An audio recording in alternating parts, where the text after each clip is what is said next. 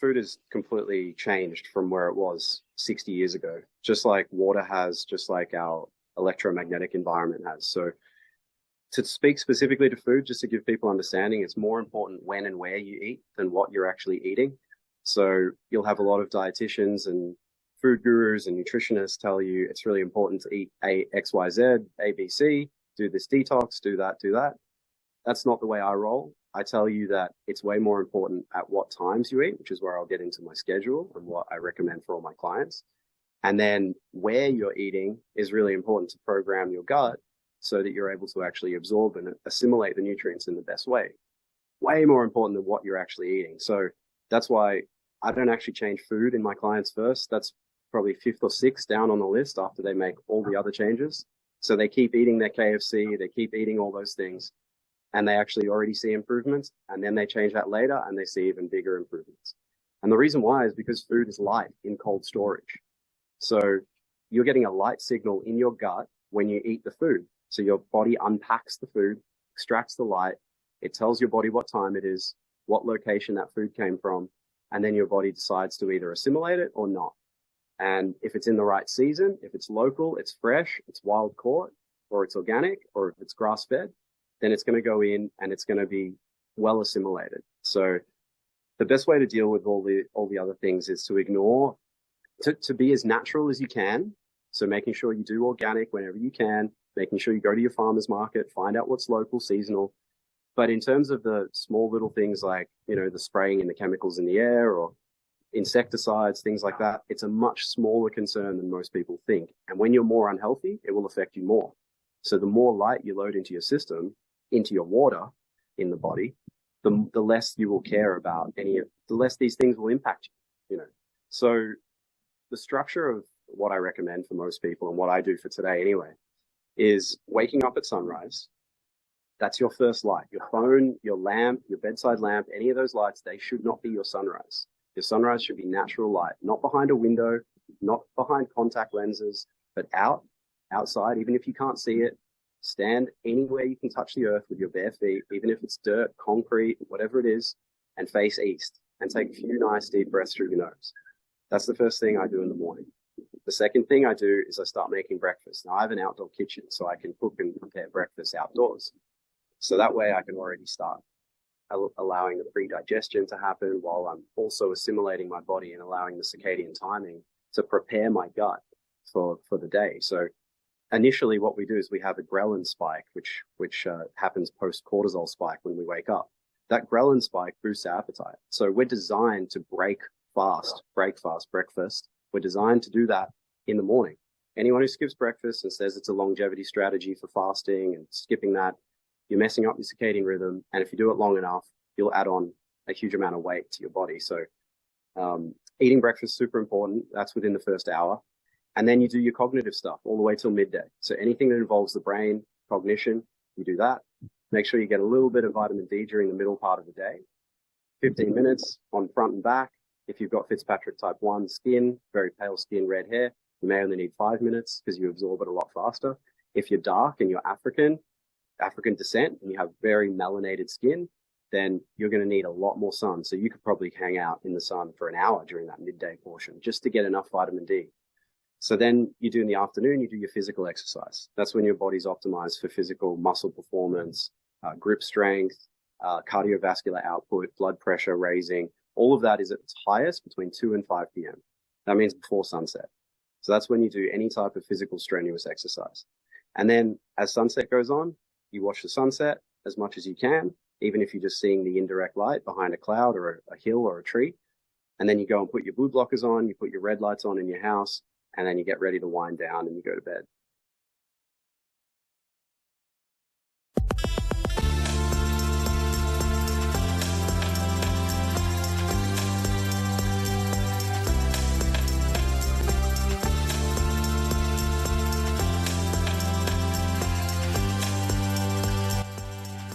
Welcome to Wellness Spring, our one-stop shop for education, inspiration, motivation, and optimal wellness. Learn from top experts and exceptional people. Welcome to Wellness Spring. Today, I'm truly blessed to be with an incredible soul, Nathan Siles, an amazing advocate for health and well-being. He is legally blind and has been since he was 9 months old due to a rare type of juvenile cancer. Despite his challenges, Nathan excelled in high school in health and finances and also university, graduating with a Bachelor of Commerce degree and Diploma of Health. At 24 years old, Nathan was diagnosed with cancer for a second time. He subsequently underwent surgery, chemo, along with naturopathic and herbal approaches. His health journey then became his number one priority at that point, and he studied with the world's best scientists in their field. He's also a published author and Reiki and Sesshin practitioner. In 2018, Nathan founded It's Now You as a community based around foundational health principles, sharing strategies, educating and empowering health-conscious individuals, families and communities all over the world to become their healthiest and happiest selves. Welcome to Wellness Spring, dear Nathan. As mentioned earlier, I'm in awe of your greatness. Do you want to tell us about your story? And because it's so incredible, your health journey, because you're helping so many people, millions around the world with your programs. Yeah, thank you so much for having me, Beverly. It's really great to connect, and we've wanted to do this for a little bit of time, so it's nice to connect. I started life a bit behind the eight ball, and that made it a bit challenging to keep up with everyone else and live a normal life, so to speak. But that sort of, high achieving mindset of mine was always there based on me struggling with the adversity ever since I was really young. And I was the light of the family. I always played and had fun. And I didn't know any different, like you said, with my way of experiencing the world. So when I was diagnosed at 9 months of age and went through a month of radiation therapy, including a month of general anesthetics and pretty crazy treatment for a small little one, I ended up surviving and keeping about 10% of my functional retina on both eyes, and sort of patchy retina. So my brain has to compensate and fill in the picture quite uniquely, which makes me use up a bit more energy. So hence me being in the sun to get the best of me, getting a huge amount of energy now. So when I was really young, I went to school. I had special classes, special teachers, touch typing classes, Braille. I read the first Harry Potter book in Braille by the time I was 8. All these types of things. And then I excelled at sport and music. And the reason why is because I had an exceptional brother who 2 years older than me, fully functional, very capable. And he inspired me to be, very, very capable in all the ways. So I had a pretty close role model who was always pushing me. So I ended up going through primary school and high school, becoming a state soccer player for Victoria in Australia, and then a state swimmer, and then invited to the Paralympics to swim. Unfortunately, I got into Melbourne University, where I studied a Bachelor of Commerce degree, and I had to choose between the Paralympics and that because the time commitment was too intense for me. So I ended up choosing the commerce degree, so I finished that, and then I went to work in investment banking. So top of the top in finance, and I wanted to get to London or New York. And eventually, after 3 years, I got to the promotion to go to London. And just as I was packing my bags, about 2 weeks before, I went and did a full physical exam and found out that I was diagnosed with testicular cancer. So that put a dampener on the trip, and cancelled that, and spent a year going through surgery, chemo, and treatment. And during that process, through 2016, it was pretty intense. I was 24 years old. My eyelashes fell out. So, I was looking at myself and very pale, skinny, just not healthy. And I realized there was a better way. There had to be a better way. So I started searching around and followed Ty Bollinger's Truth About Cancer and looked at what chemo was doing to me and found all the natural healing remedies and naturopathic remedies for cancer. And eventually that became my mission, where I just started to figure out how I could reverse the cancer during the treatment, and then also how I could cope with the chemo damage and the surgery and scarring and everything else that was going on. So I knew it was a problem when I took the chemo. Within the first week, I was urinating on a plant in the backyard. The next day, the plant was dead. So I thought, okay, this is going through me. I got to really help myself. So I eventually found my mentor, Dr. Jack Kruse, who's a biophysics neuroscientist and neurosurgeon in the US. And I started following him online and subscribed to his blogs and podcasts and webinars and private communities, and had private calls and consults. And I didn't understand anything he was saying initially. And then I became an expert because I knew that it meant something amazing. So through him, I went around the world, and I started getting connected with a lot of the world experts in mitochondrial medicine, biophysics, the way light interacts with water, so aquaphotonics. And these places, I started going to Germany and the US and meeting all these experts. And, guys like Nick Lane, Gerald Pollack, who we both know, Alexander Wunsch in Germany, and Diedrich Klinghardt in Seattle as well. So these guys were all inspirations for me to get on my natural health journey. And then eventually get myself so well that I was able to have capacity to help people and completely change the trajectory of my life from banking through to helping humanity with their health. Oh my God, it's such an incredible story. And I didn't know that you were a state swimmer and sports person and everything else like that.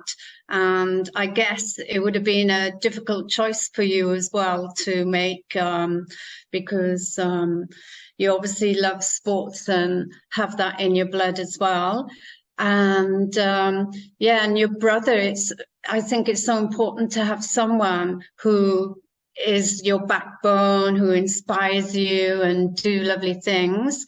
And it's great that you were so motivated to do the research for yourself. Like you said, the plant died and you thought, oh my God, what's it doing to my body? I've got to find something else. And then you met incredible doctors and obviously our communal friend, who I'm so grateful for, Dr. Gerald Pollack. He's a wonderful friend, and he introduced us, and he's doing amazing work with water to research is water consciousness. And I'm actually going to be doing an interview with someone who lives in your area, because you mentioned you're in the Gold Coast, but with Jas Maheen, the breatharian, who's living on the Sunshine Coast. So it's going to be interesting to see what those two are like, and maybe I'll be able to get you in with them as well, because all these different incredible minds together. And so tell me about the water, because I'm fascinated about water, and that's how Jerry and I had a good connection. Sure. Yeah, look, water, what it really is it's the stage that life dances on. So water is the foundation of the living system, whether that be plants, animals, humans, anyone on Earth. And it is the battery, the memory capturing material, and the infinitely adaptive substance that captures energy in the form of light, sound, consciousness, vibration, frequency, all those things, magnetic flux, electric fields, all those things. Water captures it and then structures in a particular way, and then allows proteins and structure, physical things we can touch that we perceive as matter, to be structured in a particular way. So water is the programming, it's the battery, it's the energy capturing device, it's everything that we use to fuel all of the things that we can now see and touch and feel. Wow, it's amazing, because a lot of people don't even drink a glass of water. And our body, as you mentioned, everything in life has got water inside it, and this lovely life force energy. So what type of water do you recommend drinking? Well, it's a good question, Beverly, because I have to take it back one step, and I have to say that we actually make water inside our body as part of oxidative phosphorylation in the mitochondria. So, a part of the energy generation process is making water. Now, you'll see that in biology textbooks as a byproduct, and Yeah. it's not really a byproduct. The reason, ATP, once you look into adenosine triphosphate, the energy molecule that our mitochondria make, you realize that that's not actually foundational for the body. It's really the water that's the most foundational for the entire living system. So what I like to do is say it should be flipped in these textbooks, and it should be ATP, or energy, is a byproduct of water metabolism in the body. Now, the fascinating part about this is that the mitochondria, our colony of mitochondria, these little organelles inside every one of our cells, most of our cells, not red blood cells, but some, most of them. Yeah. And these mitochondria, they make 7,200 liters of water per day in a 70-kilogram person. That means my goodness, that's huge. That's right. So we make way more water than we drink. So if you lose 1% hydration, your ability to make that much water, you've already lost 15 days worth of water that you can drink. So just to clarify a little bit, I always like to focus a bit more on how much water we're making and why we're not making enough water, rather than what type of water we're drinking. That's secondary. So the best way is to make water to make sure that 7,200 liters is functioning properly is to be connected to the earth, to connect it to the sun in a natural magnetic field with no radio frequency, electric or magnetic fields that are artificial around you, with no artificial light, with no breathing in of toxic things in the air, no glyphosate in your food, no fluoride or chlorine in the water. And when you mitigate all of those particular things, then your mitochondria are able to recombine that hydrogen and oxygen and make enough water. Once you do that, then we can focus on what type of water to drink, whether it's spring water, local, unfluorinated, filtered, whatever it is. So that's sort of my approach. Right. Wow, that's wonderful. And because you mentioned you needed vitamin D in the sun, and globally the weather climate is changing. What about people who are not living in sunny conditions? Well, the amazing part of the solar spectrum is that it's a mixture of colors. So 51% of the sun is always red and infrared light. So that amount of sunlight, no matter where you go on the planet, is the light that's foundational for, like our friend Jerry says, for charge separating water into its exclusion zone so it can hold that charge, carry the electric battery around the body. So that's the most important light for everyone to get. Now, that's available wherever you are in the world, whatever altitude, latitude, in whatever climate, with whatever cloud cover, doesn't matter. It's always there. There's no excuse to not get outside. Once you have that, then you realize that the clouds, they block a little bit of the green and the blue and a lot of the ultraviolet. So if you want more than just an average life, you have to start getting that natural green, blue, and ultraviolet. So that's where the challenge is. How do you get especially that strong ultraviolet in the sun, which makes up only between 4 and 6% of sunlight? So the way to get that is, one, you can change your latitude. So you can get ultraviolet light from a 34 latitude, north or south, anywhere in the world, across the globe, anywhere in that 34 plus or minus, you can get that all year round. You can get UV. If you're above that, so you're in the UK or you're in Canada, you're in north part of the US, that's where you have to be opportunistic with your light, so that time during summer, over the 3 months or whatever it is, you need to be out there with your skin in the game, so you're capturing as much as possible to be able to last you through the winter. Now, how do you last through the winter? Well, just like food, right? You freeze it. So in the wintertime, we're designed to get cold. That helps us preserve the light we've captured during the summertime. So the problem with the world at the moment is, one, they're afraid of the sun, so they're not capturing light. And two, no one experiences a true winter because they go inside with climate control, with big clothes on, they cover their eyes with sunglasses, they cover their skin with clothing. And so no one experiences the light or the cold, so everyone is light deficient. So we've become energy efficient with our lighting indoors, but we've also become energy deficient because of that. Right, that's interesting.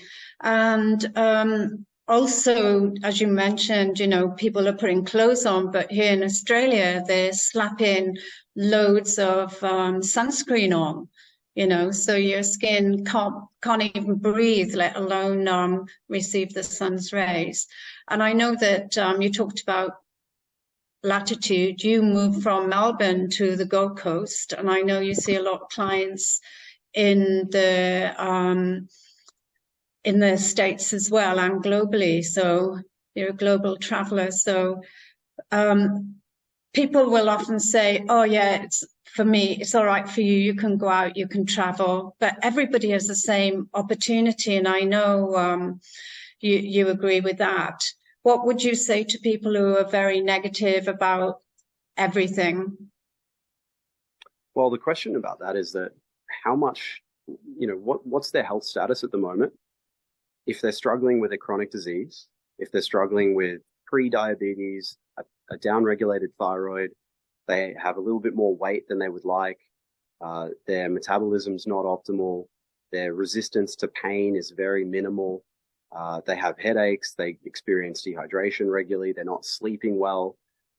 If they have any of those types of things, then they need to try and figure out how they can maximize their choices in their current environment to be able to support their health, their cellular health. So they can make better choices, and that'll get them so far.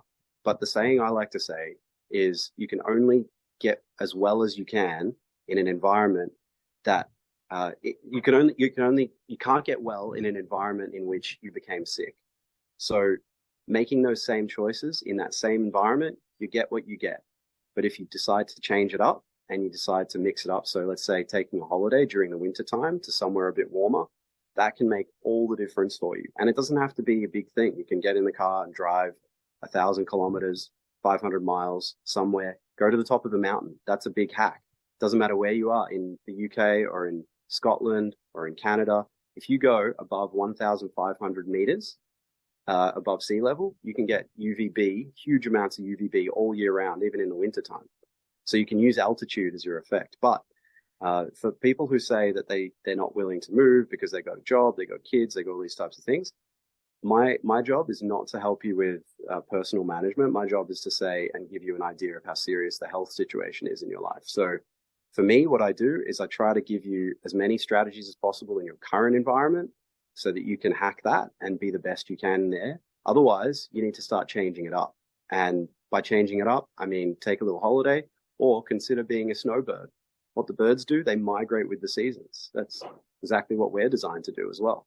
So it's how much is your health struggling? What is your cost? Do you want to keep getting the same result? Do you want to sleep average, have terrible sex hormones? Do you want to have an underregulated thyroid?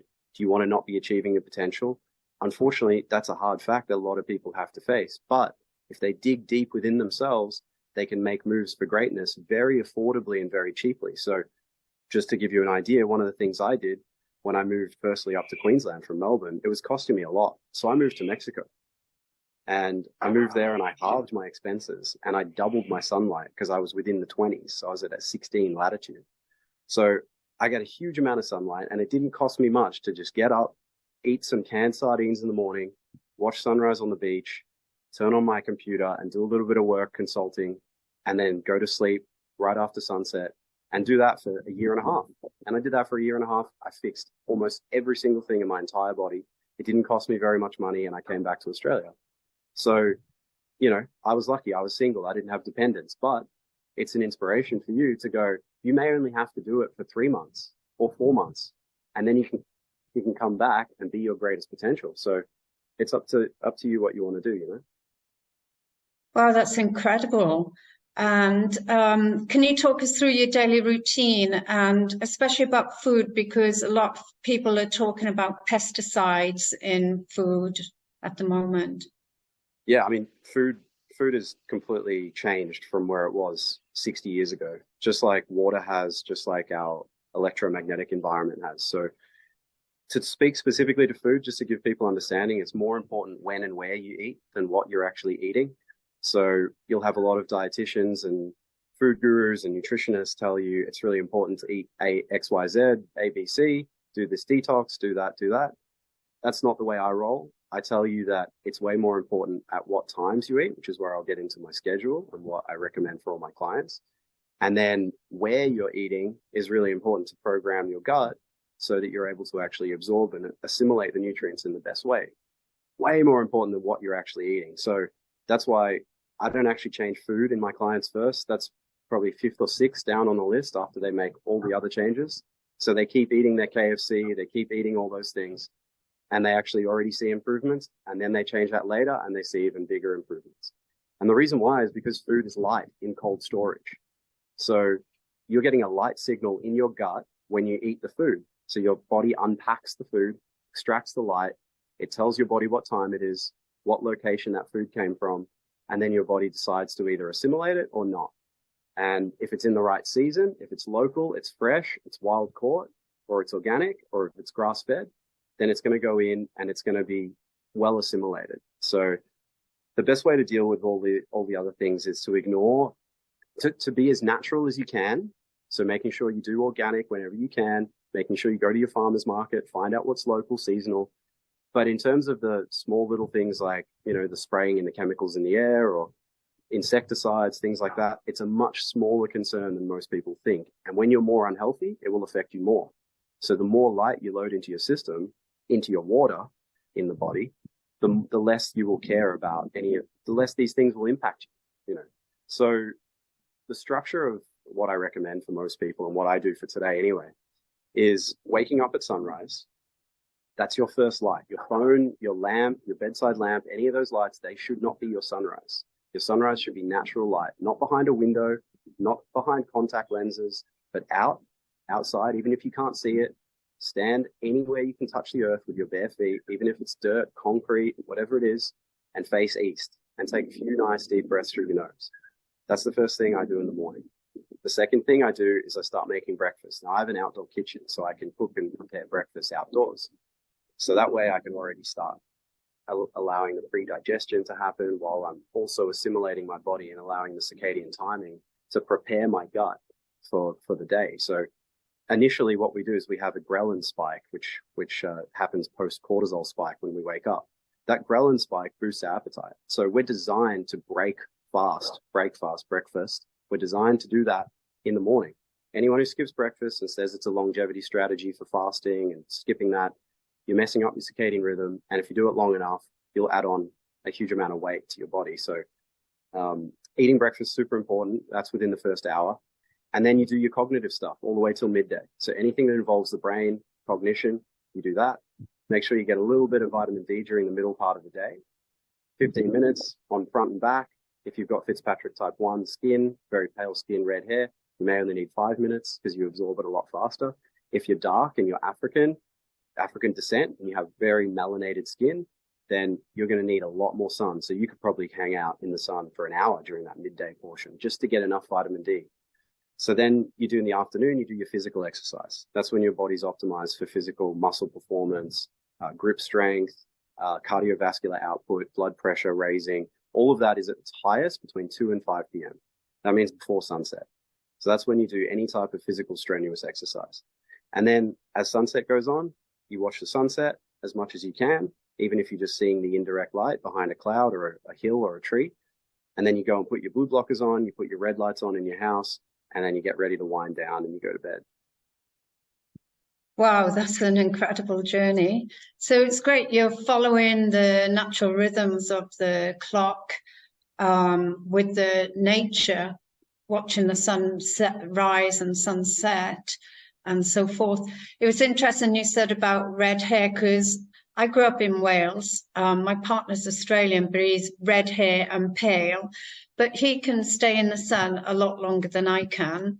And I've got a few dark-skinned friends from Africa and different countries, and they burn so quickly, which I was really surprised. I just assumed, oh, they've got the dark skin because nature will tell us, it's dark because you're living in the hot environments. But I guess everybody is a case to case, individuals. That's right. But it's an interesting point you brought up. So that most listeners will go away and go, well, yeah, I burn very easily, or I don't burn that easily. And The reason is because we have two layers of protection in the body. The first one is melanin. Now, there's two types of melanin. One's pheomelanin and one's eumelanin. The eumelanin is the dark pigment. Pheomelanin is the yellowy reddish pigment. They both shield our DNA from damage from ultraviolet light by 99.9% efficiency. So the more of that we have, the less DNA damage we get, and hence why it's a natural process in the body and why we want to build it up. Now, melanin is also how we detox heavy metals, by the way, but that's for another talk. But and then the first layer that actually goes on our skin is called a filaggrin layer, Filaggrin. Now, filaggrin is built from infrared light on our surfaces. So that's our first layer of protection that we use to actually, what I call it, my solar callus. So it's a solar callus we build up that's invisible on the skin surface that allows us to absorb more UV light without burning as well. So we don't actually have to be melanated in order to resist UV light from burning. So this is where we have two layers, and really important, the more first 3 hours of the day you see on your skin, the more filaggrin you'll build up, and therefore the more ultraviolet you'll be able to handle. And it's not just handling, we want ultraviolet. We have ultraviolet photoreceptors in our eyes. We have melanin on our retinas. So we're designed to get UV light through our eyes. We're designed to capture it. And the reason why is because we make dopamine, melatonin, serotonin, thyroid hormone. We make all of that from that UV light interaction through our eyes. That's great. So all of those are like happy hormones. And, you know, we all need a good mood booster every day just to kick start us. And yeah, I didn't realize it was in the eyes, because so many people, obviously on TV here, it's like, you know, protect your eyes, wear the different sunglasses and slip, slap, slop, etc. So what about the moon? Because you haven't mentioned the moon. You said you go to bed you start winding down after sunset. Yep. What are your thoughts on the moon? Yeah, look, the moon reflects all of the sun spectrum, but the biggest light frequency that it reflects is the blue, because just like the sky's blue, the blue light photons scatter more than all the rest of the photons. So we actually, even though it's reflecting the full spectrum of the sun, it's actually scattering much more blue light. So we have blue light exposure from the moon. Now, that's a native blue light exposure. So we have somewhat adapted to it, just like we have having fire or red light after sunset. So there is a minor adaptation to that. But you will notice that people, the word lunatic, just like the word Monday, lunes in Spanish, and all of that comes from luna. So this blue light frequency actually makes the eye hypoxic, releases more dopamine, and so therefore the body turns into a more dopaminergic system, which can make people act crazy during full moons. It's a subtle effect, but now it's happening much more with just artificial lighting, because we've created our own indoor moon in our kitchens while we're cooking dinner, which you should never eat after sunset, by the way, because remember, it's a light signal going in the gut after sunset. It's no. So the moon, ideally we want to sleep in complete darkness, blackout blinds, as dark as humanly possible, and then be woken up by first light. Now, sometimes that's tricky with street lights and other things, because that can simulate the moon and all those types of things. So wearing an eye mask, covering yourself up, because, there's been studies that have shown even just one small little green LED on the back of a knee can wake someone up in the middle of the night. So our skin is photoreceptive too, and it pays attention to the light. So making sure we have as little light at nighttime as possible. And hence I wear my blue blockers when I'm outside at nighttime and the moon's out fully. So they're another essential thing to do, just to be aware of. It's subtle, but it's important. Wow, that's very interesting, because my partner laughs at me because I had an injury on my eye when I was younger, and the doctors told me, you're very light sensitive, make sure you wear your sunglasses, better for you in the dark. And obviously I know, I can see you nodding, but obviously that's stuck in your brain because we run all these programs. So now I cannot sleep in the light, and I wear the eye mask to bed. And you know, if there's a tiny bit of light, or because we're in our camper van, we've got lights everywhere, and I'm like, no, it's still like a bright room. I have to wear my mask, and I like to put the blankets over my head as well.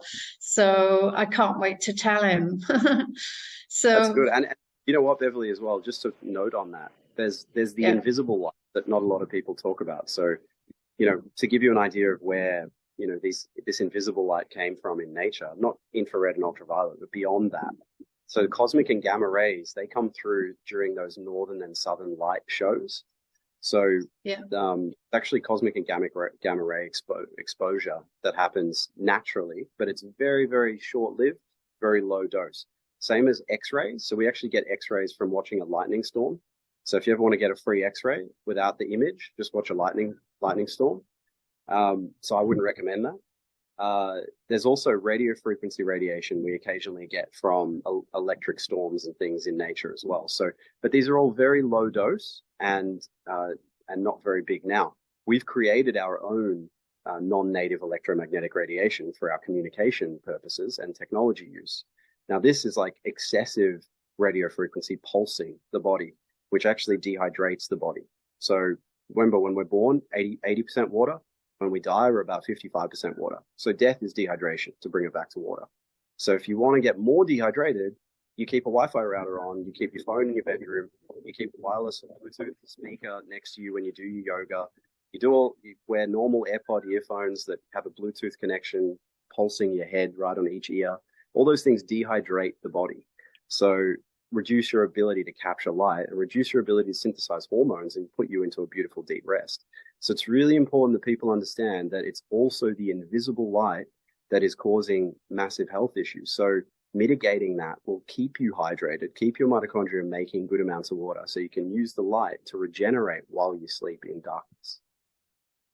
Oh, that's brilliant information. Thank you.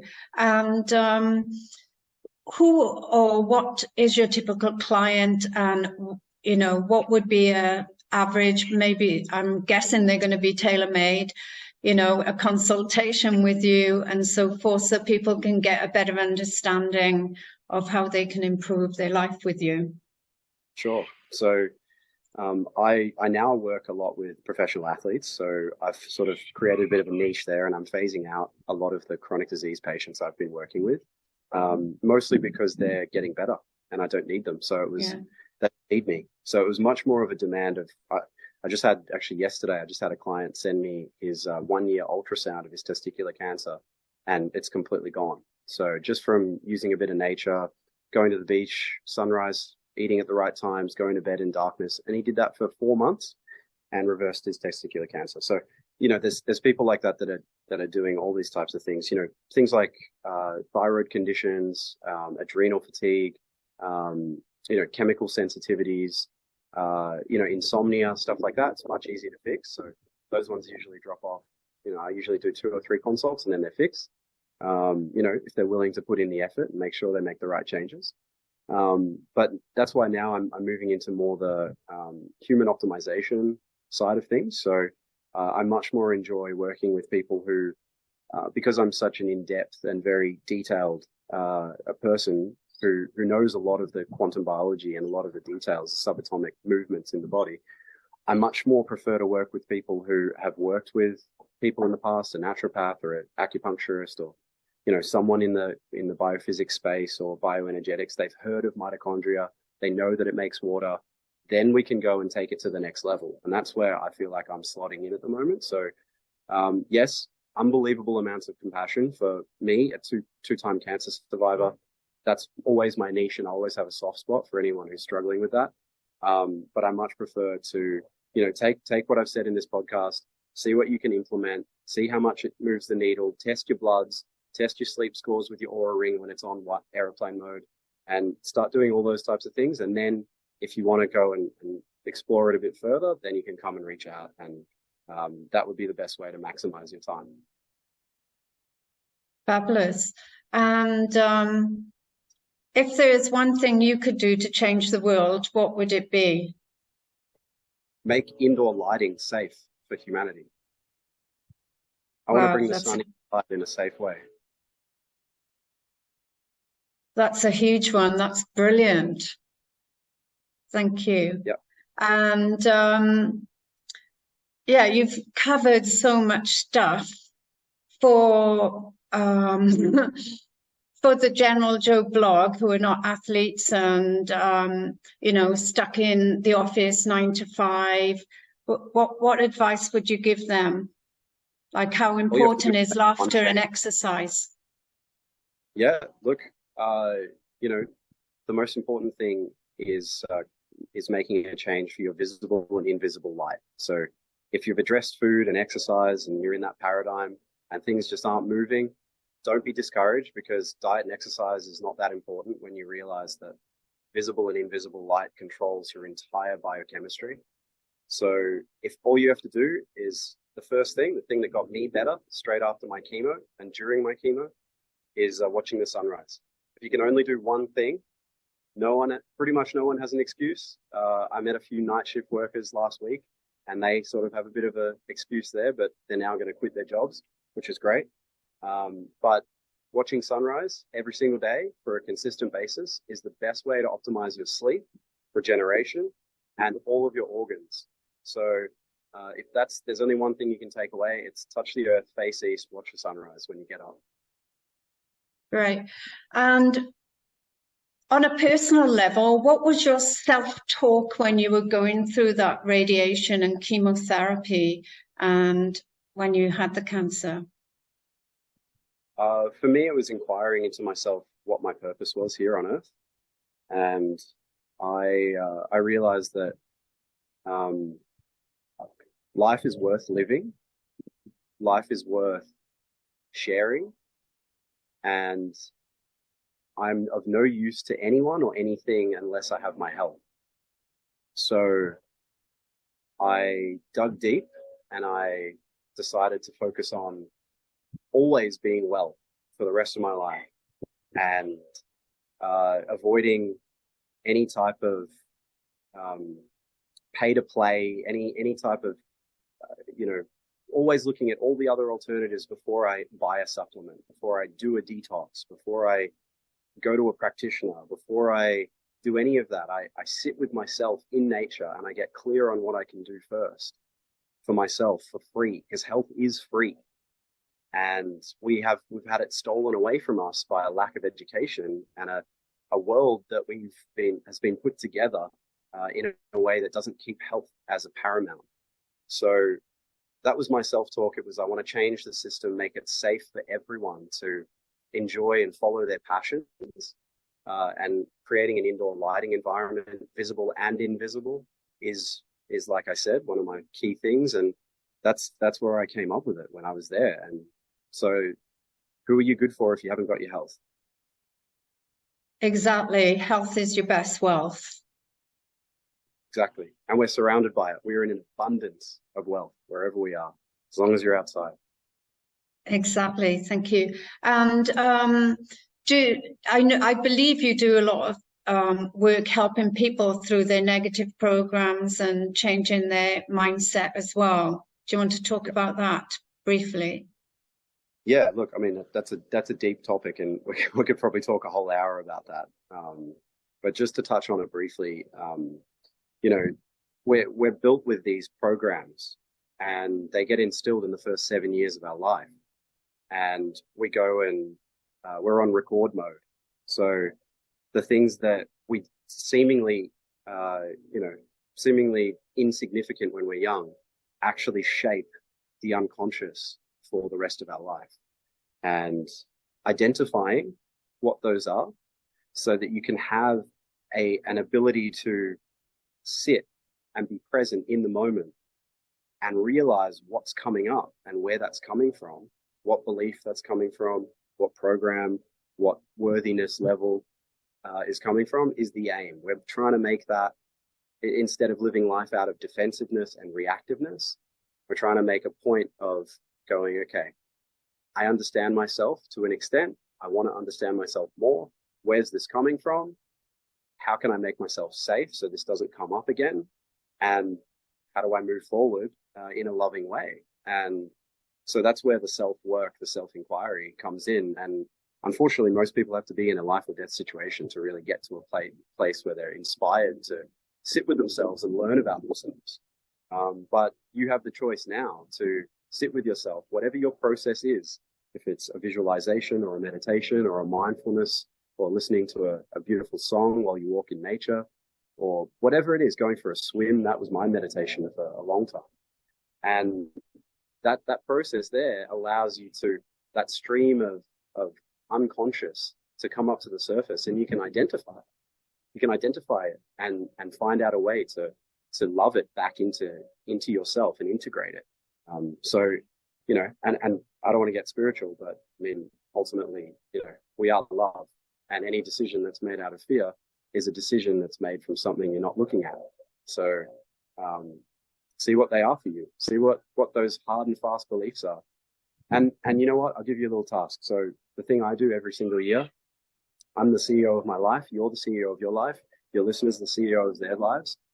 Write down your top 10 beliefs, the things you hold so strongly, like the sun comes up in the morning, or food is medicine. Write those down.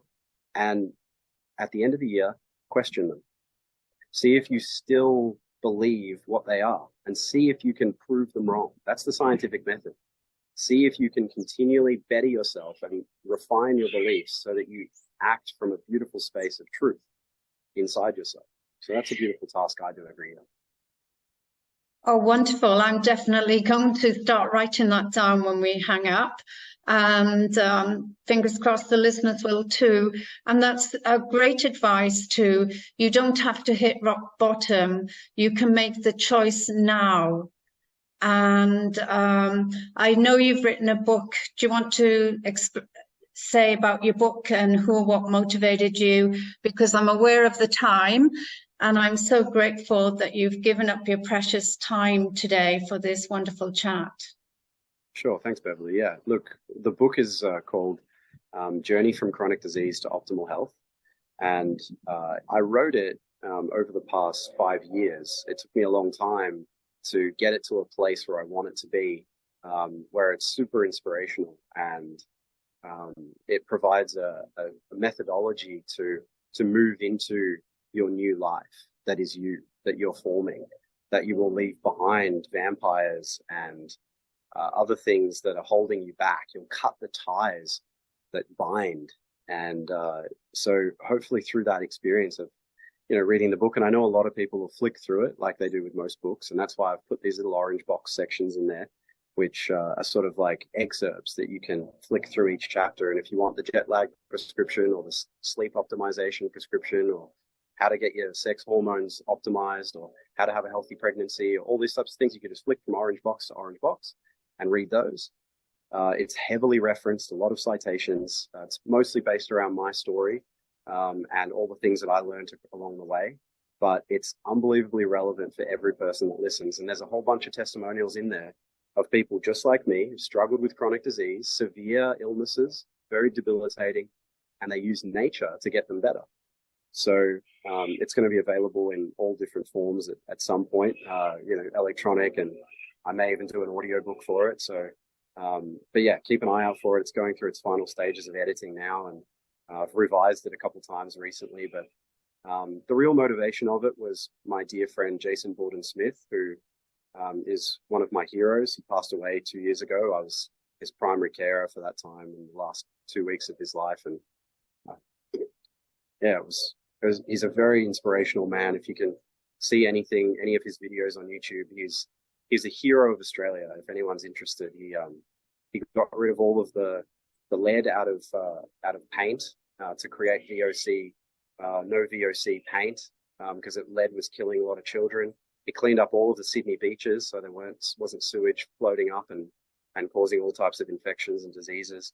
Runs the second biggest environmental engineering company, JBS&G, which cleans up mine sites and wastage. And I met him in Mexico when I was living there.